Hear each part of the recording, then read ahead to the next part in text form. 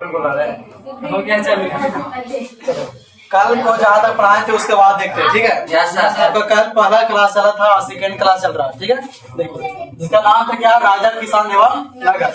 History का दूसरा chapter है और पहला चैप्टर नहीं पढ़े हैं तो जाके यूट्यूब पर देख लीजिएगा क्योंकि यूट्यूब पर भी चल जाता है।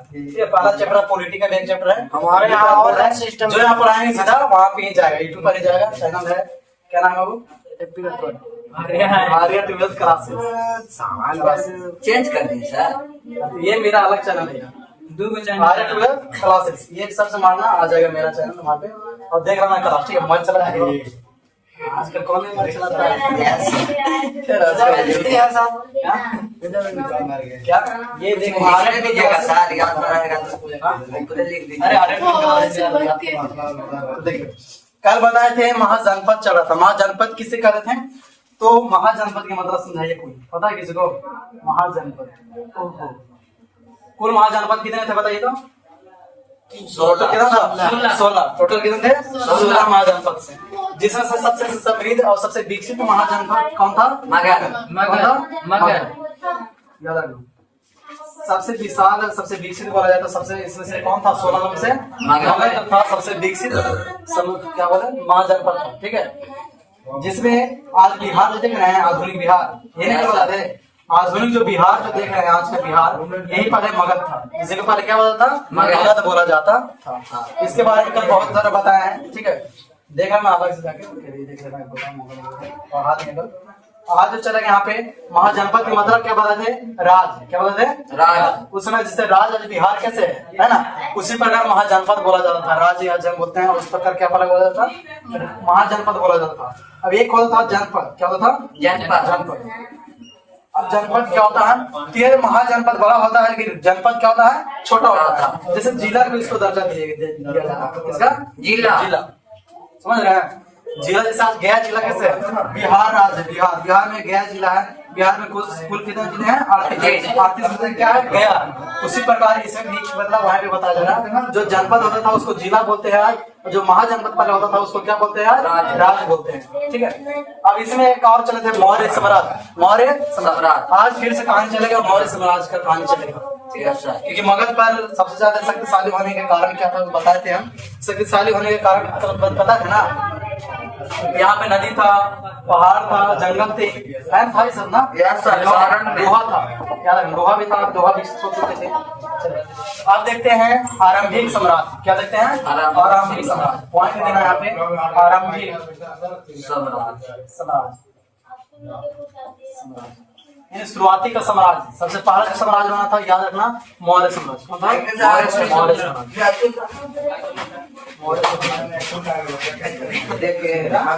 इसी के बारे में चलेंगे फिर से, ठीक है। यहाँ से थोड़ा बहुत बताते हैं आज पूरा क्लियर पड़ेगा। मौर्य साम्राज्य की क्लास वो में यही चलेगा।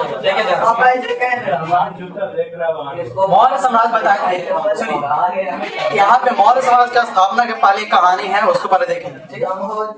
यहाँ पे मौर्य साम्राज्य के पहले इसी मगध में एक वंश था नंद वंश। कौन था? नंद वंश का क्या चला था? शासन चल रहा था। नंद वंश का क्या शासन चल रहा था? उस समय का नंद वंश का जो राजा था, नंद वंश के शासक ये राजा बताइए कौन थे? बता घनानंद। कौन था? घनानंद।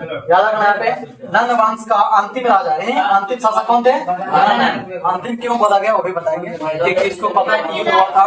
मौर्य समाज का स्थापना करने वाला कौन था? चंद्रगुप्त मौर्य। कहानी समझिएगा।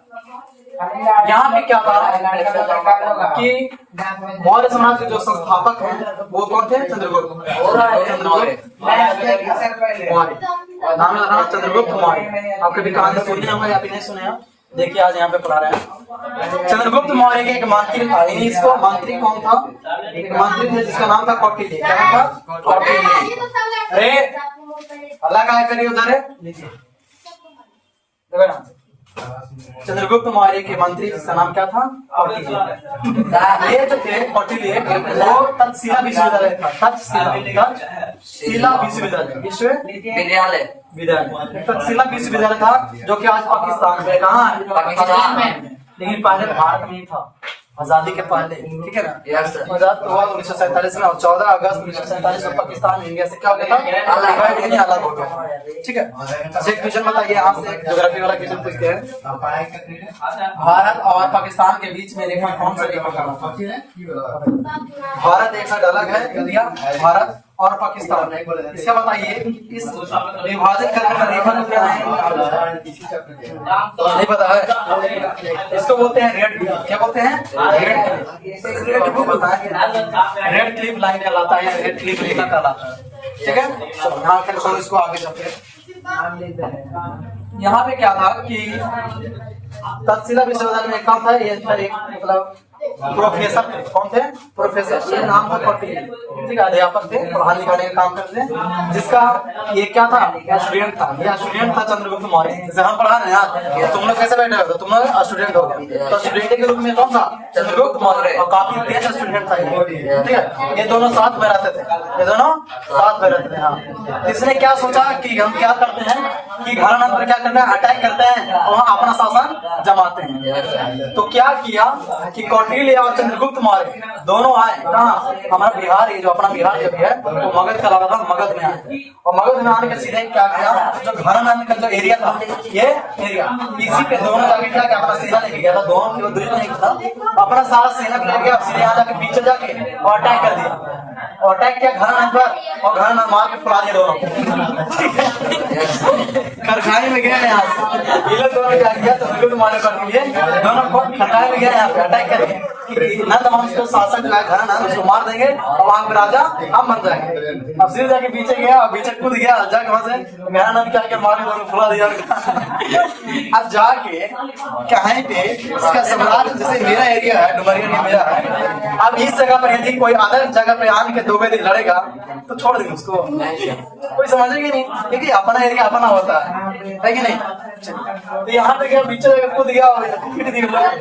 तो ऐसा जब जाके जाके मार करेगा कहीं पे किसी के घर में, तो घर वाला क्या करेगा, छोड़ देगा, बिगाड़ के फेंक देगा। कहाँ तब क्या हुआ, तब यहाँ पे क्या हुआ कि ये लोग जब यहाँ मारा, ये लोग भागने लगा। अब भाग देखो, अटैक नीचे ग्रेट लाइन में जब कोई भी अनजान तो है ही नहीं था, फिर जाके ग्रेट के बीच में इसका साम्राज्य में जाके हमला कीजिएगा, छोड़ेगा नहीं ना, क्योंकि इसका सैनिक पूरा तैनात है, ठीक है। मार के सबके भगा, मार के बुला दे, मुल्कन सबके भगा। अब भागते भागते ये दोनों क्या किए कि भागते भागते क्या हुआ कि एक झोपड़ी के पीछे छुप गए थे, झोपड़ी के पीछे छुप गए थे। इसी झोपड़ी में एक माँ रहती है और अपने बेटा को खिचड़ी बना के खिलाती रहती है, खिलाती नहीं है, बस खिचड़ी निकाल के देती है, ठीक है, ठीक है। खिचड़ी निकाल के देते हैं, क्या करता है लड़का जो रहता है वो बूढ़ी का, वो सीधे जाके पीछे हाथ डाल देता है, ये लोग पीछे निकल रहता है, ये लोग दोनों भागता है वहां से, छुपा रहता है। इस बूढ़ी का जो बेटा रहता है वो सीधे खिचड़ी वाला जो थाली जो रहता है उसी में डाल देता है। गरम आता तो झोला भी करेगा, जलेगा ना, तो गरम से सीधे डाला तो क्या होगा, तो झोला लगेगा। तो बोला उसके माँ सुझाव दीजिए, इसको बोला कि यदि तुम सीधे जाके पीछे, यदि सीधे से पीछे से खाएगा गरम गरम है तो डरेगा ही, है ना, जलेगा ही। तुम यदि किनारे किनारे से खाना है स्टार्ट करते हो, धीरे धीरे खिचड़ी भी खत्म और कोई मतलब जलाने का डर, जलने का कोई डर नहीं रहेगा। तो यही बात यहाँ लोग सुन लिया, और सुनने के बाद लोग दिमाग खुला क्या, यदि हम किसी के जाके पीछे देख सके कूद जाएंगे लड़ाई करने तो छोड़ेगा नहीं। तो हमको सबसे पहले क्या करना पड़ेगा, इस समाज के किनारे किनारे किनारे किनारे क्या करना पड़ेगा, तोड़ना पड़ेगा, तब जाके हम धीरे धीरे अंदर घुस पाएंगे। ये लोग वहां दिमाग काम किया और धीरे धीरे वही लोग फिर से प्रक्रिया चालू किया। अब किनारे किनारे जाकर क्या किया, प्रवंश को तोड़ दिया, उसके पूरा साम्राज्य को तोड़ दिया और लास्ट में अटैक किया चंद्रगुप्त मौर्य किस पर, नंदवंश पर, जो शासक कौन था, उसको मारा, उजाड़ दिया फिर धीरे धीरे अटैक। क्योंकि एक बार में जब भी आप काम कीजिएगा तो स्लो से कीजिएगा तो बहुत आगे तक जाइएगा। यदि आप एक बैग यदि ऊंचा पर चल जाते हैं तो गिरने के भी डर, क्योंकि प्रैक्टिस नहीं ना गए हैं, अब डेढ़ जाके ऊपर चढ़ गए, ऑपरेशन बोल देगा नीचे उतरने के तो उतर भी नहीं पाएंगे और गिर भी जाइएगा। ये आप यही बात कर रहे हैं, समाज पूरा तोड़ दिया और घुस गया अंदर, और यहाँ के इसको क्या किया, इसको हरा दिया, गणन को हरा दिया और इसे क्या किया, यहाँ पे शासन करने लगा, जो कि कौन सा समाज समय किया, नंदवंश का क्या हो गया, अंत हो गया और मौर्य समाज का स्थापना। यहाँ से कहानी मतलब समझ, ठीक है। देखिए हाँ समझिए ध्यान से कि नंद वंश का अंत हो गया, वो तो कल बता ही दिए थे। ठीक है, याद रखना यहाँ से किस अंत होता है तो अच्छा तरह तो याद रखना नंद वंश का अंतिम शासक कौन था? घनानंद। कौन था? घनानंद। याद रखना घनानंद, जिसको क्या किया? घनानंद को हरा दिया। घनानंद को हरा दिया कौन? चंद्रगुप्त मौर्य।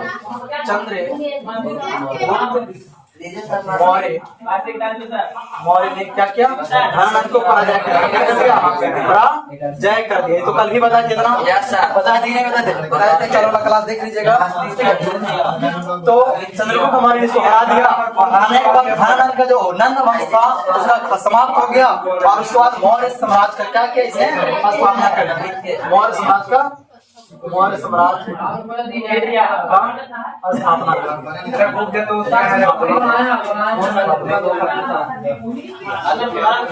है, मौर्य साम्राज्य का स्थापना किया। ठीक है, कब किया था? याद रखना इन्होंने 300 कब किया था बाबू? कल भी बताया था 321 ईसा पूर्व में। 321 ईसा पूर्व में। ठीक है, पाल लिखा हुआ है, ध्यान देना। पूर्व शॉर्ट में लिखे हैं 321 ईसा पूर्व में क्या हुआ? मौर्य साम्राज्य का स्थापना हुआ। क्वेश्चन आपका आएगा कि मौर्य साम्राज्य का स्थापना कब किया गया था? 321 ईसा बोले कि मौर्य समाज का स्थापना किसके द्वारा किया गया? चंद्रगुप्त मौर्य। बोलेगा चंद्रगुप्त मौर्य ने कौन सा वंश को समाप्त करके मौर्य समाज का स्थापना किया? तो नंद वंश का समाप्त। समझ रहे हैं? ध्यान समझिएगा। अब क्या हुआ? मौर्य समाज का स्थापना हो गया। अब यहाँ पे देखिएगा स्थापना के बाद इसका संस्थापक लिखे थे इसलिए। अब यहाँ पे ऐसे भी क्वेश्चन आता है कि मौर्य साम्राज्य के संस्थापक मतलब क्या होता है बाबू? संस्थापक मतलब होता है स्थापना कौन किया था। इसका आंसर क्या होगा बताइए सब? मौर्य चंद्रगुप्त मौर्य। कौन होगा? चंद्रगुप्त मौर्य। याद रखना मौर्य साम्राज्य के संस्थापक कौन थे? चंद्रगुप्त मौर्य। ठीक है, चंद्रगुप्त मौर्य का बेटा भी था। चंद्रगुप्त मौर्य के बेटा, हाँ याद रखना चंद्रगुप्त मौर्य के बेटा मौर्य के पुत्र कौन था? वो तो बिंदुसार। क्या दोस्तों?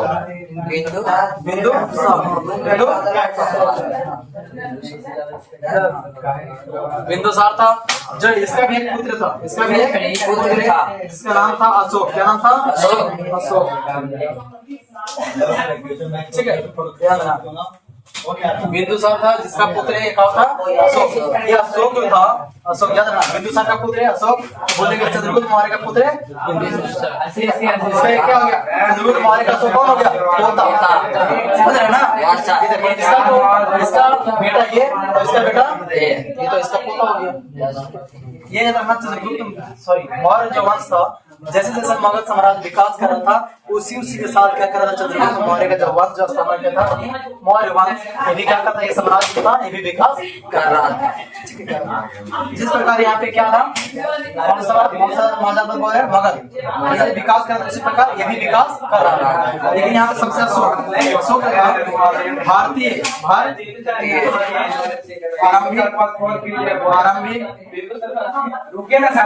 आरंभिक भारतीय इतिहास में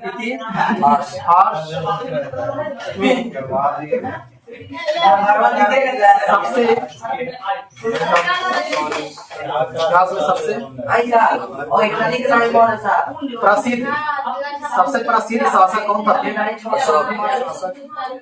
कौन था? याद रखना अशोक। कौन है? अशोक। आंसर में अशोक। आरंभिक भारतीय इतिहास का सबसे प्रमुख या फिर सबसे विशाल या सबसे मतलब बहुत बलवान बोला जाए शासक कौन था?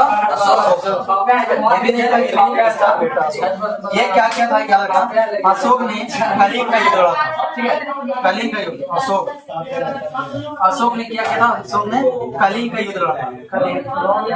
कलिंग का युद्ध किया था।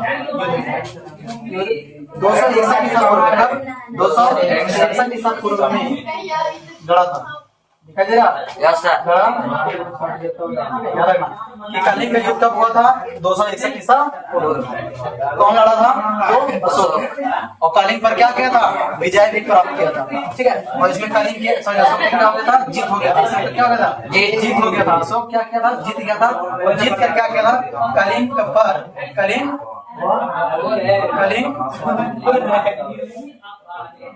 देना पे इसने जब यहाँ पे युद्ध किया तो इस युद्ध में क्या किया कि कलिंग आज को बोलते हैं, कलिंग को आज उड़ीसा बोला जाता है। क्या बोलता है? उड़ीसा। उड़ीसा जानते हैं? उड़ीसा को ही पहले कलिंग बोला जाता है। उड़ीसा को ही पहले कलिंग बोला। आज को उड़ीसा जान रहे हैं आप लोग? सुने ना उड़ीसा? ठीक है, भारत का क्या है? राज्य है उड़ीसा। उसी को कलिंग बोला जाता है। और कलिंग का युद्ध जो लड़ा था 261 ईसा पूर्व में, किसने क्या किया था? वहां का बादशाह जाके पूरा काट दिया था अशोक। इतना भयानक शासक, ठीक है, ऐसे नहीं महान शासक बोला जा रहा, सबसे प्रसिद्ध बादशाह को क्या किया था? युद्ध में जो भी वहां पे है सारा काट दिया था, गल्ला उतार दिया था। औरत हो, बच्चा हो, कोई कैसे भी हो, सबके मार दिया था वो। और कलिंग पर बताएंगे, कलिंग पर क्या किया था? विजय प्राप्त कर लिया था। विजय प्राप्त कर लिया। कलिंग युद्ध में बोला कि कलिंग युद्ध में कलिंग का विजय किसने प्राप्त किया था? अशोक। यही जीता था तो वही ना वहां का राजा बनेगा। तो कलिंग वहां क्या बना था? राजा। लेकिन उसके बाद इसका मन जो था वो चेंज हो गया। मन इसका क्या हो गया? चेंज हो गया। जब देखा कि वहां पे इतना लोग मार कट गए हैं, इसका माइंड पूरा क्या हो गया? परिवर्तन हो गया। उसने उसी दिन से ठान लिया कि आज से युद्ध नहीं करना है। उसी दिन कलिंग युद्ध में तो मरवा दिया ना, उसी दिन उसका मनोवैज्ञानिक भी मतलब जो भी सोच विचार था पूरा चेंज हो गया। राजा बनने से इनकार कर दिया, बोला कि हम शासक अब कभी नहीं बनेंगे और नहीं हम कभी किसी से युद्ध करेंगे। उस दिन से इसने वहां से भी युद्ध करना बंद कर दिया। उसने धर्म का प्रचार करना शुरू किया। किसका?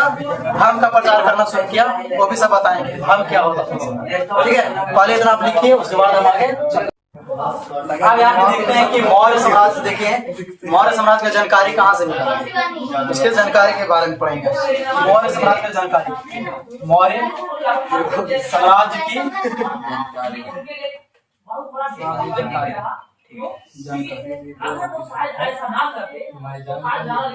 ये जानकारी कहाँ से मिला कि मौर्य समाज का ऐसे से पता चला? कहाँ से पता चला? सब पता है? देखिए जानकारी बताते हैं। यहाँ पे मूर्ति कला जानते हैं? मूर्ति कला मतलब होता है मूर्ति कला का अध्ययन करना चाहिए। मूर्ति देखा गया कि मूर्ति मिला जिस पर कुछ फोटो छपा हुआ मिलता था, उससे अनुमान लगाया कि लगता है कि मौर्य कालीन ये सब चीज है। जैसे मूर्ति कला और मेन जो पॉइंट है या चंद्रगुप्त मौर्य मौर्य के दरबार में, मौर्य के दरबार यूनान के राजदूत अच्छा, जिसका नाम था मेगास्थनीज। क्या नाम था वो? मेगास्थनीज। पढ़े होंगे आप लोग 10th में भी पढ़े।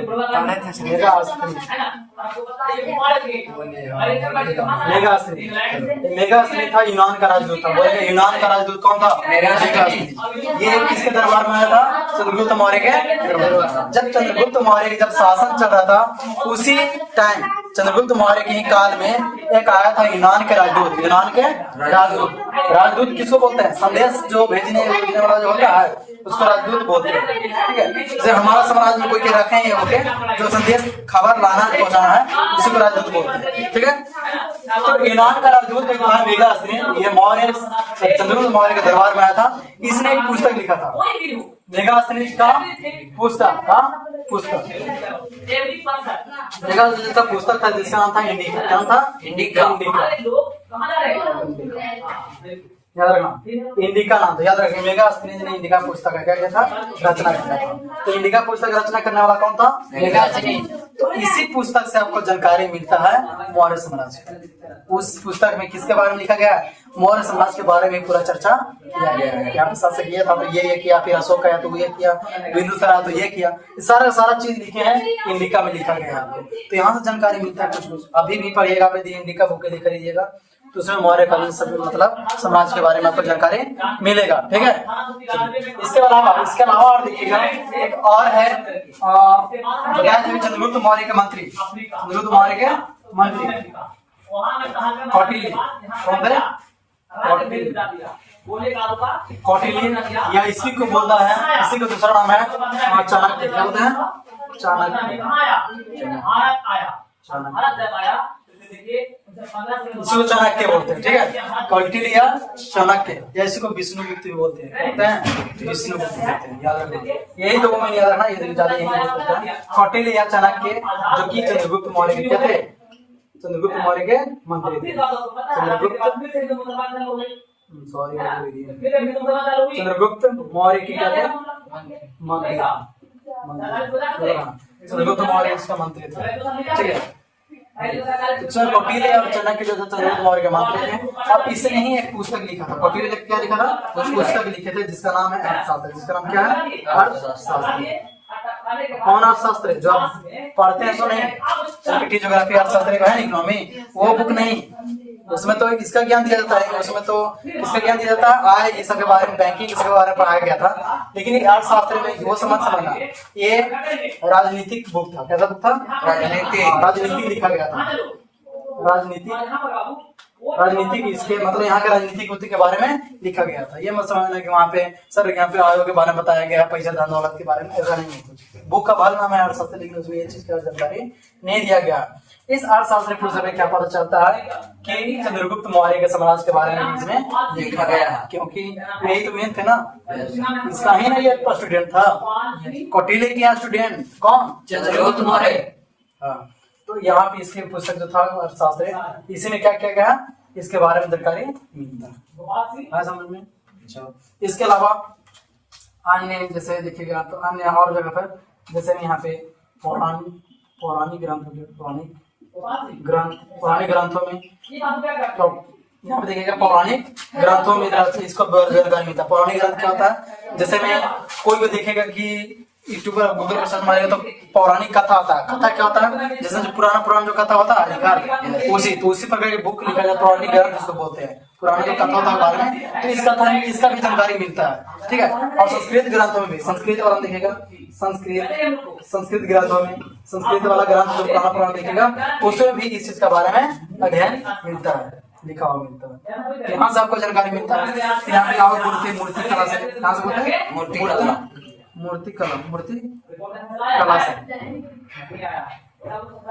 कला से जानकारी मिलता है। या आपको यदि 2 नंबर में पूछे कि मौर्य साम्राज्य की जानकारी कहाँ से मिलता है, तो लिखेगा कि मौर्य साम्राज्य की जानकारी चंद्रगुप्त मौर्य के दरबार में आए यूनानी राजदूत जो मेगास्थनीज, इसका पुस्तक क्या था? इंडिका, इससे जानकारी मिलता है। और चंद्रगुप्त मौर्य के मंत्री कौटिल्य द्वारा लिखा गया पुस्तक अर्थशास्त्र। और कौटिल्य कौन सा पुस्तक लिखा था? अर्थशास्त्र, इससे भी जानकारी मिलता है। और इसके अलावा पौराणिक ग्रंथों, संस्कृत के ग्रंथों, ऐसे कुछ ग्रंथ है जिसमें क्या मिलता है? इसका जानकारी मिलता है। बाकी मूर्ति कला से भी मिलता है कुछ जानकारी, ठीक है। ये सब मिलता है। अशोक देख रहे हैं, लिखे हैं अशोक एक ऐसा मात्र शासक था, इकलौता ऐसा मात्र शासक था जिसने जो भी काम करता था वो सब अपना अधिकारी और प्रजा के लिए, कुछ संदेश लिख देता था। कहीं कहीं पत्थर पर लिख दिया, कहीं कहीं सीलन पर, कहीं क्या लिख दिया? स्तंभ पर लिख दिया, ठीक है। इस सब पर लिख देता था, तो उसी को बोला गया अभिलेख। क्या बोला गया था? अभिलेख। याद रखना। मात्र एक अशोक एक ऐसा शासक था जो क्या कह रहा, अपना प्रजा, इसके लिए प्रजा और अधिकारी के लिए, प्रजा और अधिकारी के लिए क्या कहता बाबू? शिलालेख, सॉरी स्तंभ पर लिखवा देता था। नहीं, उसके बारे में वहां की जानकारी दे देता था। कहाँ के जो भी काम करता था ना, उस चीज के बारे में कहीं कहीं कुछ लिख देता था। कहीं कहीं स्तंभ पर या शिलालेख पत्थर पर, प्राकृतिक पत्थर मतलब जो पत्थर जो खुद से बना हुआ रहता है, पहाड़ देखे हैं, उन सारे पर बात अपना लिख देता था। जो भी विचार उसको आता था कि राजा के प्रति या मंत्री प्रति कुछ ऐसे लिखना चाहिए, वो सारा लिखवा देता था, ठीक है। तो प्राकृतिक पत्थर पर क्या क्या था? लिखा हुआ रहता था। क्या चीज? तो वहाँ के कैसे मतलब रूल नियम जो होता था, वो सब कुछ अपना बारे में लिख देता था बाबू। ये ठीक है। तो एकमात्र ऐसा संस्था था जो ही लिखवाता था अपना प्रजा और अधिकारी के लिए, बाकी कोई ऐसा नहीं लिखवाता था, ठीक है। और यहाँ पे एक क्वेश्चन आता है, अभिलेख। क्या था क्वेश्चन? अभिलेख क्या होता है? ध्यान दीजिए कि अभिलेख उसे बोलता है जो देखेगा तो अभिलेख एक साहित्य के रूप में नहीं लिखा जाता। एक साहित्य अलग होता है, अभिलेख अलग होता है। साहित्य क्या होता है, अभिलेख क्या होता है, सुन ध्यान से। अभिलेख वैसा लेख जो कहीं पत्थर कहीं मिट्टी पर खोद के लिख दिया जाता है, खोद के लिख दिया जाता है, तो उसको बोलते हैं अभिलेख। क्या बोलते हैं उसको, अभिलेख। कहीं पत्थर पर लिख दिए या कहीं मिट्टी पर लिख दिए, पेड़ पौधा पर से पहले लिखा जाता था। पहले तो कॉपी किताब नहीं था, आज से कितना साल पहले की बात किया जा रहा है, बहुत साल पहले की बात किया जा रहा है, हजारों साल पहले की बात किया जा रहा है कि अभिलेख में क्या होता है कि कहीं कहीं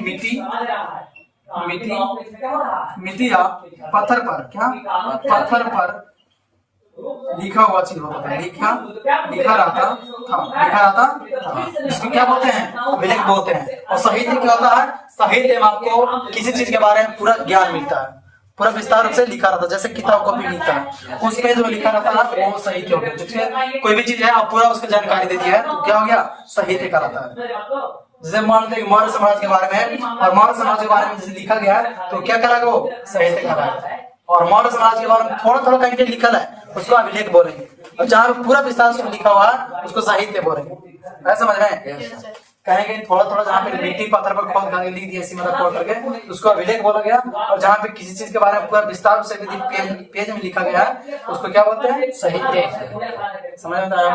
तो आपका क्वेश्चन है अभिलेख ही पूछता है, ठीक है, अभिलेख कैसे कहते हैं तो लिखेगा कि अभिलेख मिट्टी या पत्थरों पर खोद कर लिखा गया चीज क्या कहलाता है, अभिलेख। और पत्थर पर लिखा गया अभिलेख क्या कहलाता है, दिखाई दे रहा, छोड़ो, देखो नहीं दे रहा। पत्थर पर जो लिखा हुआ जो लेख रहता था उसको क्या बोलते हैं, शिलालेख बोला जाता है।